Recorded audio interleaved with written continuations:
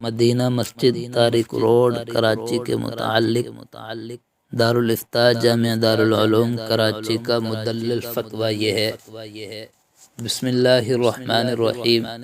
جامعۃ العلوم الاسلامیہ علامہ Banuri town کا یہ فتویٰ مدینہ مسجد طارق روڈ کے بارے میں نہایت مدلل اور شرعی اصولوں کے مطابق ہے کہ اسلامی حکومت کا فرض ہے کہ وہ مناسب مقامات پر مسجدیں خود اپنے خرچ پر قائم کریں یا کم از کم ان کے لیے جگہ مختص کرے، اور اگر وہ اپنا یہ فریضہ ادا نہ کر رہی ہو تو عام مسلمانوں کا نہ صرف حق بلکہ فریضہ ہے کہ وہ ضرورت کے ایسے مقامات پر باہمی چندے سے مسجد تعمیر کریں جو کسی کی ذاتی ملکیت نہ ہو اور نہ ان کی تعمیر سے عام لوگوں کو کوئی نقصان پہنچتا ہو۔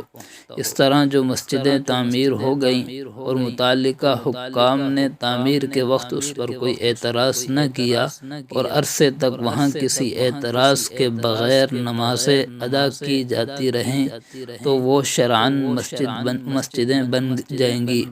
اور انہیں منہدم کرنے کا کسی کو حق نہیں، وہ قیامت تک مسجد رہیں گی۔ اور اس موضوع پر پہلے بھی مفصل فتویٰ علماء کرام کے اتفاق سے جاری ہو چکے ہیں، لہذا جو حالات استفتاء میں بیان کیے گئے ہیں ان کے مطابق مدینہ مسجد مکمل طور پر شرعی مسجد ہے اور اسے گرا کر پارک بنانے کا حکم شریعت کے بالکل خلاف ہے۔